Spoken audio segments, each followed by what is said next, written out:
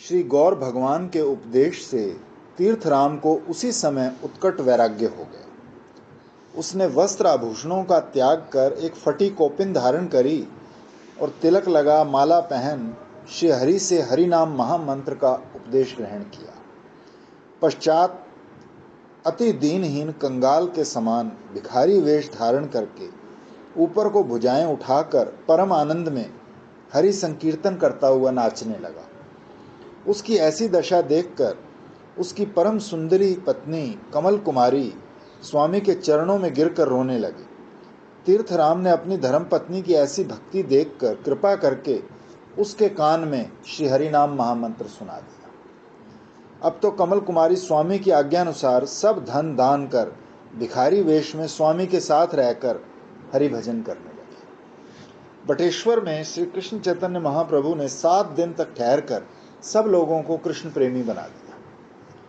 अब वहां से श्री गौर हरि चले तो मार्ग में 10 कोस तक बड़ा भयंकर वन आया, जिसमें सिंह व्याघ्र आदि गर्जना कर रहे थे। परंतु श्री हरि की श्रीमुख से निसृत सुमधुर कृष्ण नाम ध्वनि ने सब हिंसक जीव जंतुओं को प्रेम में कर दिया। फोटो लाला बाबू के पीछे एक मंदिर है, क्या नाम है उसका? वहाँ वो व्याघ्र नाचते हुए। तो वन पार करके मुन्ना नगर में पहुंचकर श्री गौर हरि ने एक वृक्ष के नीचे विश्राम किया। नगरवासी लाखों नर नारियों ने श्री हरि के दर्शन करके अपने को कृतार्थ माना, क्योंकि उन्होंने ऐसे दिव्य रूपवान सन्यासी के पहले कभी दर्शन नहीं किए थे। श्री हरि ने यहाँ अद्भुत नृत्य कीर्तन किया, जिसको देखकर सब नगर निवासी श्री कृष्ण प्रेम में मतवाले हो गए। जब श्रीमन महाप्रभु वहां से चलने लगे तब बहुत से नर नारी वृंद भोज्य वस्त्र आदि बहुत सी सामग्री ले लेकर श्रीमन महाप्रभु की सेवा में उपस्थित हुए। श्री गौर हरि वृक्ष तल वासिनी एक वृद्धा भिखारिन को, जो बहुत दुखी थी, वो सब सामग्री दे देने का निर्देश करके आगे पधारे। मुन्नावासी श्री हरि की ऐसी दया देखकर विस्मित हो गए। श्री गौरांग देव ने कुछ दिन श्री रंग क्षेत्र में भी निवास किया। श्री रंग क्षेत्र कावेरी गंगा के तट पर अवस्थित है और यहाँ भारत प्रसिद्ध श्री रंगनाथ भगवान का विशाल प्राचीन मंदिर है। पहले यहाँ एक ब्राह्मण निवास करते थे। उनके 3 पुत्र थे। बड़े का नाम वेंकट भट्ट, मझले का नाम त्रिमल्ल भट्ट और छोटे के नाम का प्रकाश नहीं हुआ, किंतु कहते हैं कि इनके छोटे पुत्र ही काशी में प्रकाशानंद सरस्वती नाम करके प्रसिद्ध थे। ये सब श्री संप्रदाय के आचार्य स्वरूप थे। श्री रंगनाथ के मंदिर में सबसे पहले श्री गौर हरि का त्रिमल्ल भट्ट से ही साक्षात्कार हुआ। त्रिमल्ल भट्ट ने प्रेम अवतार श्री गौरचंद्र के अद्भुत प्रेम भाव को देखकर इनको साक्षात भगवान माना और अपने घर ले गए। तभी तो प्रकाशानंद आया था,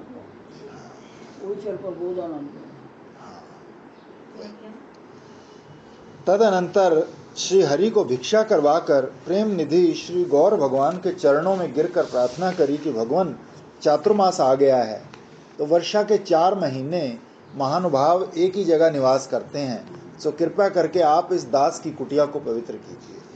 श्री गौर हरि ने त्रिमल्ल भट्ट की परम प्रीति देखकर उनकी प्रार्थना को स्वीकार करके 4 मास। ऐसा क्यों होता है चतुर्मास में एक जगह निवास करना?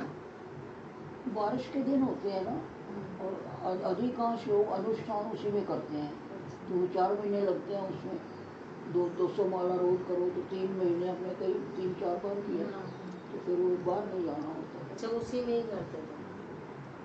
बाहर क्या जाना हो तो कील गाड़ देते हैं जो कराता है, तो इसके 1 किलो के अंदर ही रहने। हम एक बार यहाँ सामने किया तो आप प्रतिदिन श्री कावेरी गंगा में स्नान कर श्री रंगनाथ भगवान के दर्शन करते थे और प्रेम आनंद में नृत्य कीर्तन करते थे। क्रमशः श्री रंग क्षेत्रवासी लोगों का प्रेम भाव श्री हरि में बढ़ने लगा। नवीन सन्यासी श्री कृष्ण चैतन्य महाप्रभु के अपूर्व प्रेम भाव की वार्ता चारों ओर फैल गई। तब तो दूर दूर के लाखों लोग श्रीमन महाप्रभु के दर्शनों को आने लगे और श्री हरि के मुखारविंद से मधुर हरि नाम सुनकर संसार के शोक दुखों को भूलकर कृष्ण प्रेम में मतवाले होकर परम आनंद लाभ करने लगे। चातुर्मास बीत गया, परंतु एक एक दिन भी श्रीमन महाप्रभु को भिक्षा कराने का अवसर सबको नहीं मिल पाया, क्योंकि श्री रंग क्षेत्र सभी ब्राह्मण श्री गौर हरि में विशेष प्रेम करते थे। उन सब ने एक एक दिन भिक्षा करवाने का नियम लिया था। सो एक एक दिन करके 4 महीने पूरे हो गए, पर निमंत्रण फिर भी बाकी रह गए। श्री वेंकट भट्ट के सुपुत्र श्री श्री गोपाल भट्ट गोस्वामी हैं। इनकी अवस्था उस समय 10 वर्ष की थी। ये सदा श्री गौरांग देव के पास ही रहते थे, बड़े प्रेम से उनकी सेवा किया करते। श्री गौर भगवान भी इन पर विशेष कृपा करते थे। ये अल्प आयु में ही बड़े नम्र और विनीत थे। इनको शास्त्र पढ़ने में बड़ा प्रेम था। कृपा निधि श्री गौर हरि इनको किस प्रकार कृपा करके अपने प्रधान 6 गोस्वामियों में से एक निर्दिष्ट कर श्री वृंदावन धाम लाए हैं, ये कथा आगे लिखी जाएगी। तो श्री गौर हरि ने श्री रंग क्षेत्र में अनेक लीलाएं करी। एक दिन श्री रंगनाथ भगवान के मंदिर में आपने एक ब्राह्मण को गीता जी का पाठ करते देखा। उस बेचारे को शुद्ध पाठ करना नहीं आता था। पंडित लोग ये देखकर उसका उपहास करते थे और कोई कोई तो निंदा भी करते थे, परंतु ब्राह्मण जब गीता पाठ करता तो प्रेमानंद में गदगद हो जाता था।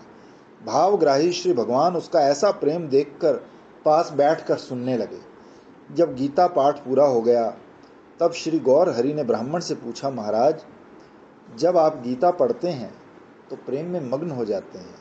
मैं जानना चाहता हूं कि वो कौन सा श्लोक है जिसका अर्थ विचार कर आप इतने आनंद में मगन हो जाते हैं। वो कहता मैं तो अर्जुन और कृष्ण को देखता हूँ। श्री गौर हरि की सुमधुर वाणी से संतुष्ट होकर वो सरल हृदय ब्राह्मण कहने लगा, दयालु, मैं तो मूर्ख हूँ, शब्द अर्थ का मुझे कोई ज्ञान ही नहीं है, किंतु गुरुदेव की आज्ञा से शुद्ध अशुद्ध जैसा भी होता है बस गीता पाठ कर लेता हूँ। जब तक मैं गीता पाठ करता हूँ मुझे ऐसा दर्शन होता है मानो अर्जुन के रथ पर श्री श्याम सुंदर नंद नंदन सारथी होकर विराजे हैं। घोड़ों की बागडोर आपके हाथ में है।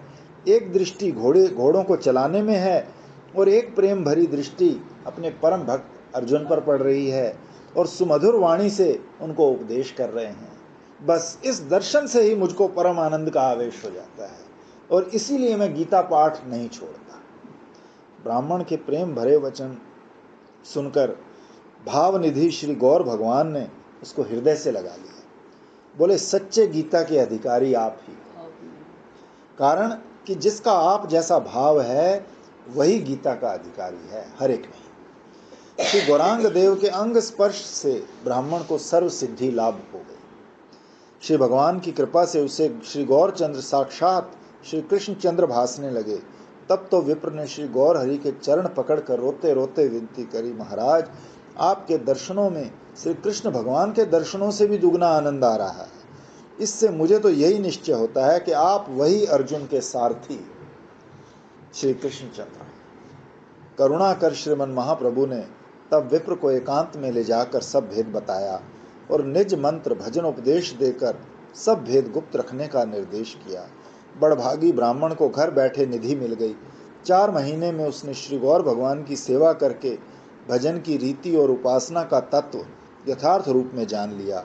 जगत गुरु श्रीमन महाप्रभु ने इस लीला से लोगों को समझा दिया कि सिद्धांत ग्रंथों का अर्थ पंडित अभिमानी को आना कठिन है, किंतु जो भगवान में प्रेम रखने वाला भावुक भक्त है वो थोड़ा सा ज्ञान होने पर भी श्री गुरु भगवान की कृपा से ग्रंथ का वास्तविक रहस्य जान लेते हैं। श्री वेंकट भट्ट श्री श्री लक्ष्मी नारायण जी के उपासक ऐश्वर्य भाव के भक्त हैं और श्री गौर भगवान पर किया मधुर भाव में मग्न हैं। भट्ट जी से आपका बड़ा प्रेम है।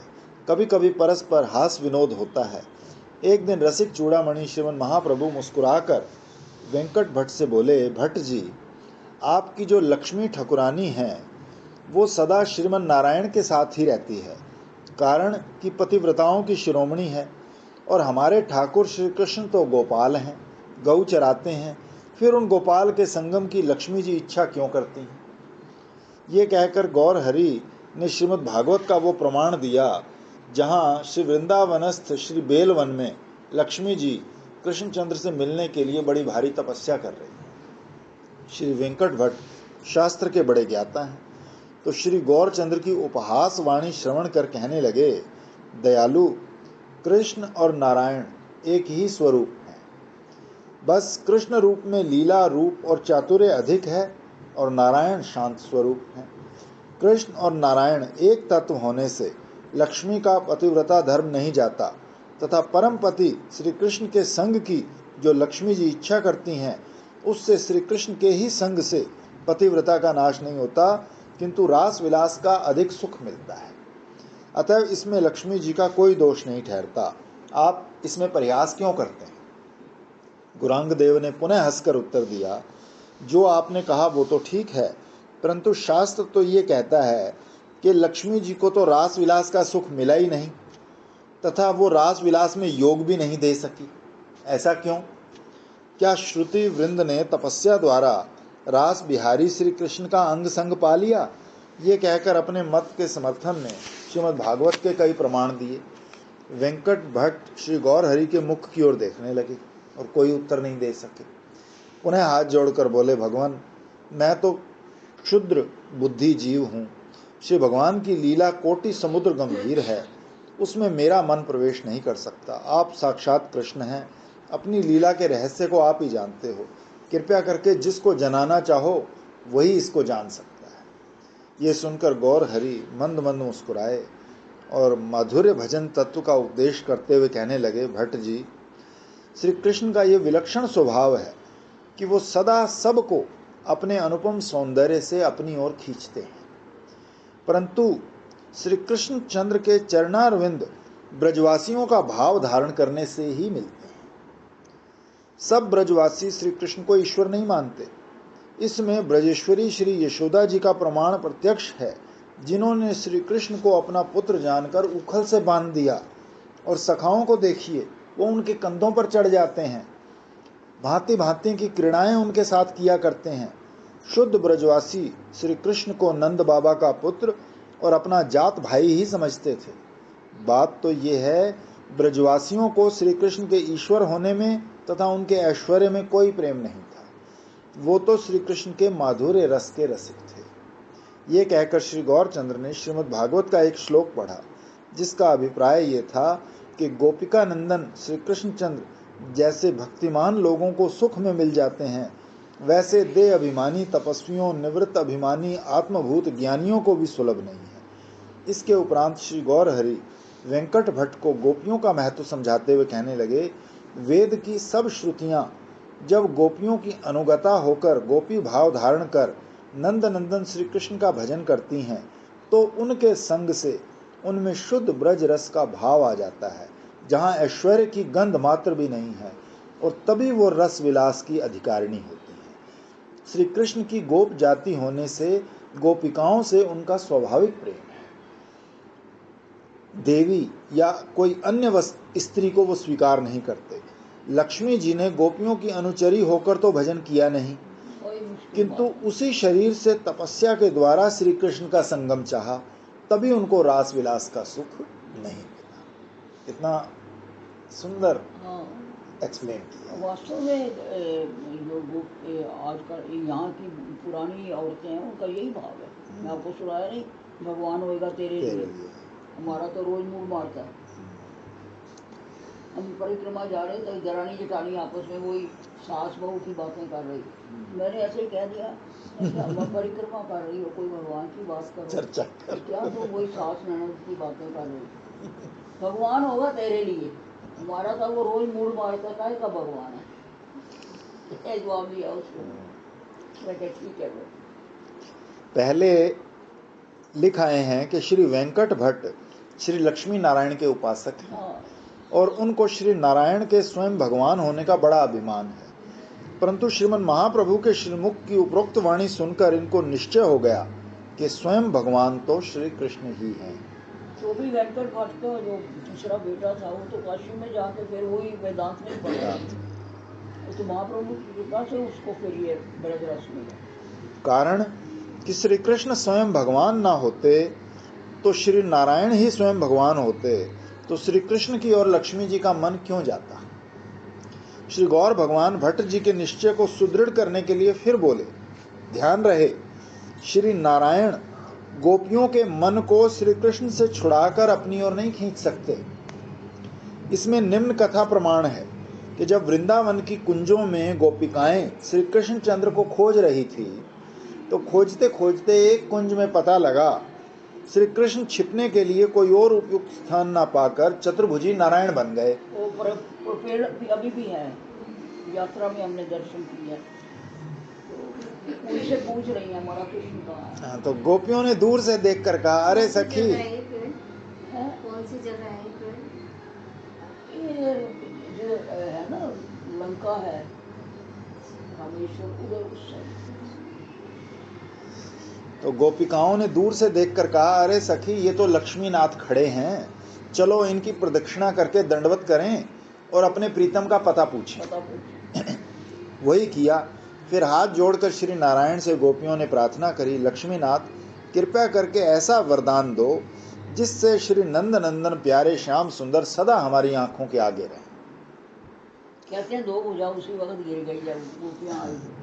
तो इससे निश्चय हुआ कि जो श्री नारायण में गोपियों के मन को खींचने की शक्ति होती, तो वो श्याम सुंदर श्री कृष्ण की ही खोज क्यों करने जाती और इनसे ऐसा वरदान क्यों मांगती। इन सब कथाओं से सिद्ध होता है कि स्वयं भगवान श्री कृष्णचंद्र हैं और सब अवतार उनकी अंश कला है। सिद्धांत के लिए श्री कृष्णचंद्र सूर्य हैं और अवतार उनकी किरणें हैं। किरणों में और सूर्य में भी भेद भी है और अभेद भी। जो श्री सूर्य नारायण के समीप की किरणें हैं, वो सूर्य के बराबर दाहक शक्ति रखती हैं, परंतु हैं किरणें ही, साक्षात सूर्य नहीं। सूर्य नारायण से कुछ दूर जाने पर उन्हीं किरणों में दाहक शक्ति कुछ कम हो जाती है और उससे भी कुछ दूर जाने पर उससे और कुछ कम हो जाती है। इस प्रकार सब अवतार उन स्वयं भगवान श्री कृष्णचंद्र से अभेद होते हुए भी भेद वाले हैं और वो अंश कला कहलाते हैं। वेंकट भट्ट श्री हरि की कृपा से इस समय स्वयं भगवान श्री कृष्ण के तत्व को संपूर्ण रूप से समझ गए और श्रीमन महाप्रभु के वचनामृत से आनंदित होकर कहने लगे, भगवान, ईश्वर की लीला अगाध है, मैं तुच्छ जीव उसको क्या जान सकता हूँ, परंतु जो आप कहते हैं उसे सत्य मानता हूँ और अपने ऊपर श्री लक्ष्मी नारायण की पूर्ण कृपा समझता हूँ, क्योंकि उन्हीं की कृपा से आपके श्री चरणों का दर्शन मिला है। आपने कृपा करके श्री कृष्णचंद्र की महिमा सुनाई, जिनका रूप गुण ऐश्वर्य अनंत है।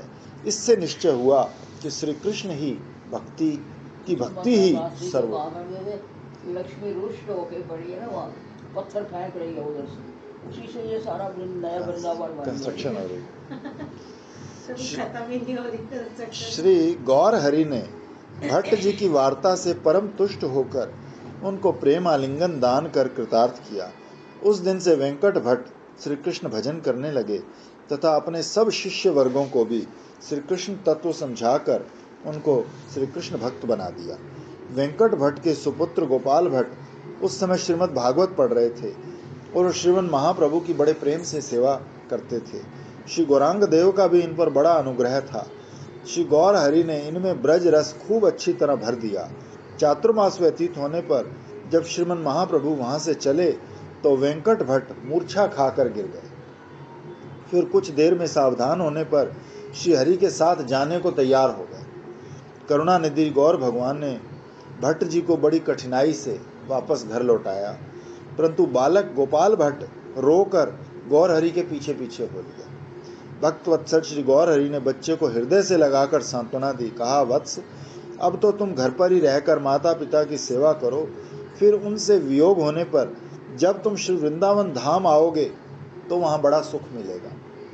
श्री गौर हरि ने श्री रंग क्षेत्र से चलकर ऋषभ पर्वत पर आकर श्री नारायण के दर्शन किए और स्तुति प्रार्थना करी। यहाँ आपका श्रीपाद परमानंद पुरी गोस्वामी से मिलन हुआ।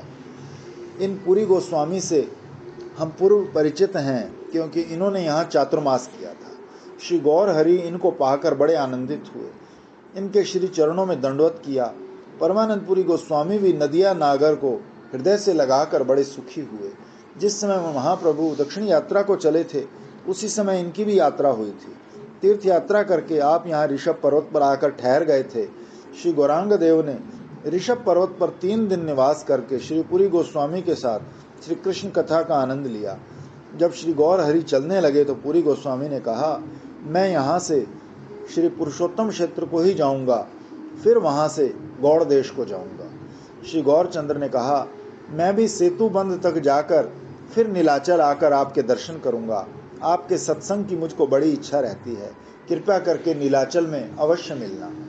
ये कहकर पुरी गोस्वामी से विदा लेकर श्री गौरांग देव श्री शैल पधारे। यहाँ ब्राह्मण ब्राह्मणी वेश में शिव पार्वती निवास करते हैं। श्री गौर हरि को देखकर उनके आनंद की सीमा न रही।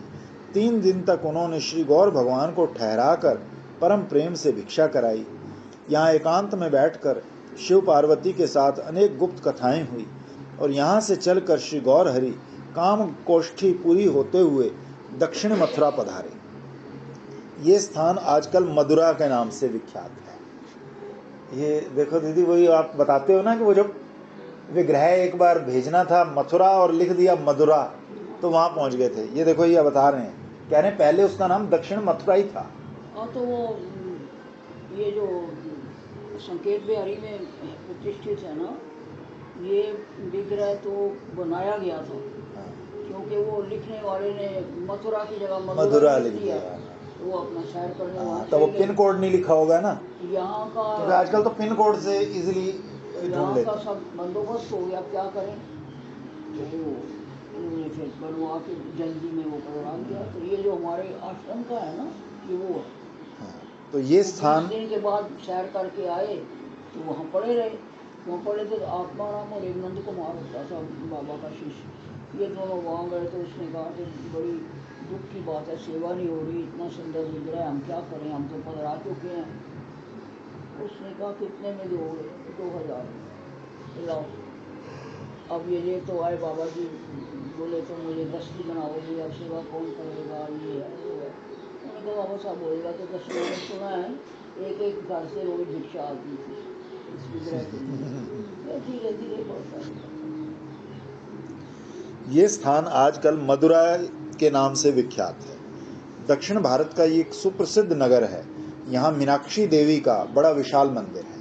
तो रामेश्वर और सुंदरेश्वर महादेव के प्राचीन मंदिर भी हैं। इस स्थान पर एक राम भक्त विरक्त ब्राह्मण रहते थे। ये ब्राह्मण श्री गौर हरि के दर्शन करके बड़े प्रभावित हुए। श्री हरि को भिक्षा के निमित्त अपने आश्रम में ले गए। इनका नाम रामदास है। मध्याह्न काल हो गया पर भिक्षा की कुछ भी तैयारी दृष्टिगोचर नहीं हुई। तब श्री गौर हरि ने ब्राह्मण से जिज्ञासा करी कि मध्याह्न काल बीतने को आया, अभी आपने भिक्षा नहीं बनाई। राम भक्त विप्र ने उत्तर दिया, महाराज, मेरे स्वामी श्री रामचंद्र वनवासी हैं। वन के बीच में अभी शाक पात कुछ मिला नहीं, इसीलिए लक्ष्मण जी दूर तक गए हैं। सो वहीं से वो शाक पात कंद मूल फल खोज कर लाएंगे, तब सीता माता पाक बनाएंगी, फिर आपको भिक्षा मिलेगी। श्री गौर भगवान ब्राह्मण की मानसिक सेवा से बड़े प्रसन्न हुए और भिक्षा की प्रतीक्षा करने लगे। तीसरे प्रहर वही शाक पात ब्राह्मण ने भिक्षा के लिए श्री गौर हरि की भेंट किया और स्वयं ने उपवास रखा। ये देखकर श्री गौर हरि ने नम्रतापूर्वक पूछा, ये क्या, बिना एकादशी के ये कड़ाका कैसा? तब तो ब्राह्मण के नेत्रों से आंसू गिरने लगे और गदगद वाणी से बोला, महाराज, अब मैं जीना नहीं चाहता। जो यूं शरीर नहीं छूटेगा तो मैं अग्नि में प्रवेश करूंगा, क्योंकि मैंने सुना है कि जगत जननी श्री सीता महारानी को राक्षस राज रावण ने हर लिया है। पापी रावण ने मेरी माता को स्पर्श किया, ये सुनकर मेरा शरीर जल रहा है, परंतु प्राण नहीं निकलते। सर्वज्ञ प्रभु रामदास के दुख को जान गए। भक्त दुखहारी श्री गौर भगवान ब्राह्मण का दुख दूर करने के लिए बोले, ब्राह्मण, आप ऐसी भावना कभी न करना। बताएंगे ना तो अग्नि प्रवेश। आप पंडित हो, विचार से काम लो। ईश्वर की अर्धांगिनी श्री सीता जी चिदानंदमयी मूर्ति हैं। प्राकृत इंद्रियां उनके दर्शन भी नहीं कर सकती, स्पर्श की तो बात क्या। रावण ने माया की सीता को हरा है। सच्ची सीता श्री रामचंद्र ने रावण के आने से पहले ही अग्नि को सौंप दी थी। माया की सीता ही रावण के साथ गई है। अप्राकृत वस्तु कभी प्राकृत दृष्टि में नहीं आ सकती। ये वेद शास्त्र का अटल सिद्धांत है। मेरे वचनों पर विश्वास करो, फिर ऐसी कुभावना मत करना। श्री गौर भगवान के वचनों पर ब्राह्मण को विश्वास हो गया। अशांत मन में शांति आ गई। अब तो श्री भगवान का शेष बचा प्रसाद आनंद से ब्राह्मण ने भोजन किया। रामदास ब्राह्मण को संतोष देकर श्री गौरहरि कृतमाला गंगा में स्नान करके दुर्वेशन तीर्थ में आए। यहाँ श्री रघुनाथ जी के दर्शन करके महेंद्राचल पधारे। इस स्थान पर आपने श्री परशुराम जी के दर्शन करके स्तुति वंदना करी। श्री गौरहरि जहाँ चले जाते हैं वहीं आपके पीछे लाखों आदमी श्री हरिनाम संकीर्तन करते हुए चलने लगते हैं। श्री कृष्ण नाम में समस्त लोगों को मतवाला बनाकर आप दक्षिण देशवासियों का उद्धार कर रहे हैं, यही आपका उद्देश्य है। श्री गौरांग देव मार्ग के सब तीर्थों में घूमते हुए अब श्री रामेश्वर पहुंचे। धनुष तीर्थ में स्नान करके श्री रामेश्वर के दर्शन किए, फिर प्रेमानंद में मग्न हुए बहुत देर तक नृत्य कीर्तन करते रहे। यहाँ बहुत से ब्राह्मणों की बस्ती है और प्रायः सभी राम भक्त हैं। एक दिन मंदिर में कूर्म पुराण की कथा हो रही थी। श्री गौरहरि सुन रहे थे। प्रसंग था, रावण ने माया की सीता का हरण किया है, असली सीता तो अग्निपुर को चली गई। इसी समय श्री गौरहरि को रामदास ब्राह्मण की स्मृति हो आई। आपने उन श्लोकों को रामदास के लिए यहाँ से ले लिया। भक्त वत्सल श्री गौर भगवान श्री रामेश्वर की विधि पूर्वक यात्रा करके लौटकर फिर उसी राम भक्त ब्राह्मण के घर पधारे और वो कूर्म पुराण के पुराने पन्ने ब्राह्मण को दिखाए। दया सागर श्री गौरहरि ब्राह्मण के विश्वास के लिए नए पन्ने लिखवाकर पोथी में रखाए हैं और पुराने उसके लिए ले आए हैं। रामदास श्लोक पढ़कर श्री गौरहरि के चरणारविंद में लौटता हुआ कहने लगा, भगवान आप ही साक्षात रघुनंदन हो। सन्यासी रूप में दर्शन देकर आपने महादुख से मेरा उद्धार किया है। कृपया करके आज मेरी भिक्षा फिर अंगीकार कीजिए, क्योंकि उस दिन महादुखी होने के कारण मैं अपनी इच्छा अनुसार आपको भिक्षा नहीं करा सका। ये मेरा परम सौभाग्य है कि जो आपने फिर दर्शन दिए। दीदी देखो, कितनी बार ऐसा हुआ है कि जो तिथि होती है ना, हमारा लगभग वही प्रसंग आ जाता है। आज रामनवमी है, पर देखिए थैंक यू। जय। अपने रामनवमी के दिन शादी करके हाँ जी, तो देख लो, उससे हमारा प्रसंग मतलब कुछ ऐसा ही बनता है, काल चक्र ऐसा बनता है कि हमारा उस तिथि के अनुसार वो आ जाता है प्रसंग। दीदी आज हमारी सालगिरह है एक्चुअली में। तिथि के हिसाब से आज है हमारी सालगिरह, अच्छा तिथि के अनुसार। अच्छा, रामनवमी के दिन हुई थी हमारे 1996 में। तभी तो सीताराम की तरह हो। हाँ, अनुकूल है ना। भावग्राही श्री गौरहरि ने ये तो राम के जैसे, मैं सीता जैसे नहीं हूँ। दीदी ऐसा हो सकता है कि राम एक राम हो और दूसरी सीता ना हो? नहीं हो सकता। राम है तो सीता भी है। कंफर्म है? सीता राम एक दूसरे से कभी बिछुड़ते है ही नहीं। हम बिछड़े नहीं है, यही बात है। हालांकि हम तो दास ही हो सकते हैं, लेकिन अनुकरण करने से सब उसके गुण तो सब आ जाते हैं ना, दास तो रहेंगे ही। रामदास ने परम आनंद में मग्न होकर अनेक प्रकार के व्यंजन बनाकर श्री हरि को इच्छानुसार भिक्षा कराई। उस दिन रात्रि को श्री गौरहरि ने रामदास के आश्रम में ही विश्राम किया। प्रातःकाल ब्राह्मण से विदा लेकर श्री गौरहरि वेंकट नगर पधारे और यहाँ आपने घर घर श्री हरिनाम लेने की भिक्षा मांगी और सबको श्री कृष्ण भक्त बना दिया। यहाँ आपने सुना कि थोड़ी दूर पर वन में पंथ भील नाम का एक डाकू रहता है। वो बड़ा पापाचारी है और उसकी मंडली के अन्य लोग बड़े दुराचारी हैं। पतित पावन रसिक शेखर मन में डाकू का उद्धार करने का संकल्प करके श्री कृष्ण नाम उच्चारण करते हुए उसके घर की ओर चले। लोगों ने श्री गौरहरि को वहां जाने से निषेध किया, परंतु उन्होंने एक नहीं सुनी। बगुला वन में पंथ भील के घर आप अतिथि हुए और 3 दिन तक उस भील के यहाँ भिक्षा करी, रात दिन संकीर्तन किया। अंत में श्री गौरहरि सुमधुर वचनों से उस भील को संबोधन कर बोले, भील राज, तुम बड़े सज्जन हो, अन्य गृहस्थी के समान गृहस्थी नहीं हो। तुम्हारी कुटिया ऐसी बनी है जैसी किसी सन्यासी की हो। इससे मालूम होता है कि तुम अन्य गृहस्थ लोगों की तरह विषयों के कीट नहीं हो, इसलिए मैं तुम पर बहुत प्रसन्न हूँ। पुत्र आपके नहीं, कन्या आपके नहीं, स्त्री आपकी नहीं, तो फिर आप विषयी कैसे हो सकते हैं? आपको धन्य है, आप तो साधु शिरोमणि हैं।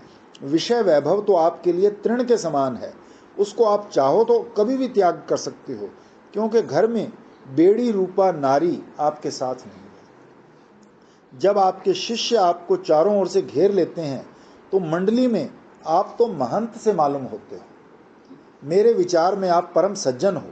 अब चतुर चूड़ामणि श्रीमन महाप्रभु के मुख से अपनी बड़ाई सुनकर डाकू अपने मन में अपने को धिक्कार करने लगा। अब तक इसकी ऐसे बड़ाई किसी ने नहीं की थी, सब बुरा ही बुरा कहते थे। आज श्रीमन महाप्रभु के मुखारविंद से इसने आत्म प्रशंसा सुनी। नवीन सन्यासी के दर्शन करके पहले भी इसके मन में भाव तरंगें उठी थी, परंतु उस समय ये भील दबा गया था, तो अब नहीं दबा सका। रोकर महाप्रभु के चरणों में गिर गया और निष्कपट भाव से अपना एक एक पाप महाप्रभु के सामने प्रकट कर दिया। पतित पावन दया सागर श्री गौर भगवान ने उसे हृदय से लगाकर हरिनाम महामंत्र का उपदेश किया। उसी दिन से डाकुओं का सरदार पंत भील सब त्याग कर एक कोपिन धारण कर रात दिन कृष्ण नाम जपने लगा और एक श्रेष्ठ साधु हो गया। मधुर हरिनाम एक बार उच्चारण करने मात्र से नेत्रों से प्रेम अश्रुपात होने लगा। उसकी टोली के सब लोग भी प्रभु की कृपा से कुकर्म छोड़कर स्वामी का अनुसरण करते हुए हरिनाम संकीर्तन करने लगे। आने जाने वाले लोगों को इससे बड़ा आराम और आनंद हुआ। इस प्रकार अधम तारण श्री गौरांग देव डाकुओं के सरदार पंत भील का उद्धार करके आगे बढ़े। 3 दिन तक बराबर चलते रहे, कहीं भिक्षा नहीं करी, फिर भी मार्ग में लोगों को हरिनाम का दान करना नहीं छोड़ा। 3 दिन उपरांत रात्रि में एक वृक्ष के नीचे उपवास से कृश होकर खड़े हुए। उस समय नेत्रों से प्रेम अश्रु धारा चल रही थी, शरीर डगमग कर रहा था। चौथे दिन कुछ आटा और दूध, इन दोनों को मिलाकर आपने पिया और फिर चल दिए। कली जीवोद्धार कार्य में नदिया अवतार श्री गौरांग महाप्रभु ने जैसा कष्ट स्वीकार किया है, किसी अवतार में भगवान ने वैसा नहीं किया। जीवों के कल्याण के लिए षड ऐश्वर्यपूर्ण ब्रह्म सनातन स्वयं भगवान श्री गौर सुंदर ने भिखारी वेश में गांव गांव गली गली धूल धूसरित अंग से घूम घूम कर पतित अधमों को हृदय से लगाकर हरिनाम अमृत पान कराकर उनके नीरस हृदय को सरस कर दिया। उनके पाप निष्ठ मन को भक्ति निष्ठ कर दिया। ऐसे दयालु अवतार, करुणा सिंधु, अधम तारण, दीन शरण, पतित पावन श्री गौर सुंदर के नाम में जीव अधम ग्रंथकार की रुचि नहीं हुई, इस दुख से हृदय बिंध रहा है। मेरी रुचि अभी तक क्यों नहीं हुई? बड़े पुण्यों से श्री गौरांग नाम में रतिमती होती है। करोड़ों में कोई एक सच्चा गौर भक्त देखने में आता है। एक एक गौर भक्त को एक एक ध्रुव प्रहलाद के समान समझना चाहिए। श्री गौर हरि चौथे दिन आटे दूध का मिश्रण पाकर वहां से 3 कोस पर स्थित गिरीश्वर शिव मंदिर में पधारे। ये मंदिर विश्वकर्मा के हाथ का निर्माण किया हुआ बताते हैं। मंदिर के 3 ओर पर्वत हैं, पास में वेल का एक विशाल वृक्ष है। अपने हाथ से वेल पत्र चुनकर श्री गौर हरि ने प्रेमानंद में विभोर होकर श्री गिरीश्वर शंकर को अर्पण किए और बहुत देर तक नृत्य कीर्तन किया। यहाँ 2 दिन निवास किया। तीसरे दिन पर्वत के शिखर पर एक मौनी सन्यासी से मिलन हुआ। वो सन्यासी ध्यान में मग्न था। श्री गौरचंद्र की स्तुति से इसका ध्यान छूट गया। उसी समय वहाँ 2 सन्यासी और आ गए। उन्होंने एक रसीला वन फल लाकर श्री हरि को भिक्षा कराई। श्री गौरचंद्र ने भी रसीले हरि संकीर्तन से सन्यासियों के शुष्क प्राण सरस कर दिए। मौनी सन्यासी अपना मौन छोड़कर गौरांग देव के चरण पकड़कर प्रेम अश्रु टपकाता हुआ कहने लगा, भगवान आप तो साक्षात ईश्वर हैं। मैंने तो आज इस तपस्या का फल आपके दर्शन करके पा लिया। आपकी जय हो। श्री गौर भगवान इन शुष्क हृदय ज्ञानी सन्यासियों को प्रेम भक्ति का दान करके त्रिपदी नगर पधारे। यहाँ श्री रामचंद्र जी की परम सुंदर श्री मूर्ति के आपने दर्शन किए। यहाँ राम भक्त वैष्णव बहुत रहते हैं। मथुरा नाम के एक तार्किक पंडित श्री गौर हरि से तर्क करने लगे। श्री गौरचंद्र ने कहा, महाराज आप राम भक्त हैं, आपके साथ मैं शास्त्रार्थ नहीं कर सकता, मुझ में इतनी बुद्धि नहीं, मैं तो आपसे कुछ सीखना चाहता हूँ। श्री गौरांग देव जी के वचन सुनकर पंडित बड़ा लज्जित हुआ। उसी समय श्री गौर हरि प्रेम आवेश में दिव्य नृत्य कीर्तन करने लगे। श्री गौर भगवान के प्रेम भाव को देखकर मथुरा पंडित को दृढ़ विश्वास हो गया कि ये ईश्वर ही हैं। क्योंकि मनुष्य में तो इतना प्रेम नहीं हो सकता। अब तो पंडित ने शिष्यों सहित श्रीहरि के चरणारविंद में आत्मसमर्पण किया।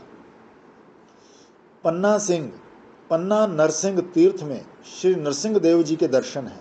यहाँ नित्य शरबत का भोग लगता है, इसलिए लोग इनको पन्ना नरसिंह कहते हैं।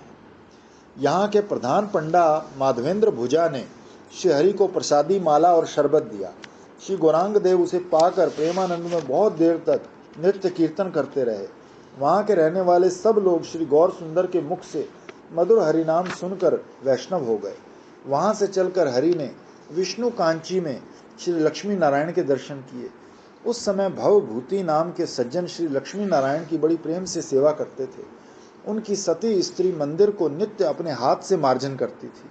ये नित्य 2 मन दूध की खीर बनाकर श्री लक्ष्मी नारायण को भोग लगाते थे और खूब अतिथि सेवा करते थे। श्री गौर हरि ने लक्ष्मी नारायण के दर्शन करके अत्यंत हर्षित होकर बहुत स्तुति वंदना की। यहाँ से 6 कोस पर एक वन में जाकर आपने त्रिकालेश्वर शिवलिंग के दर्शन किए। फिर आप भद्रा नदी के तट पर पक्षगिरी तीर्थ में पधारे। यहाँ रात्रि में एक वृक्ष के नीचे आपने निवास किया।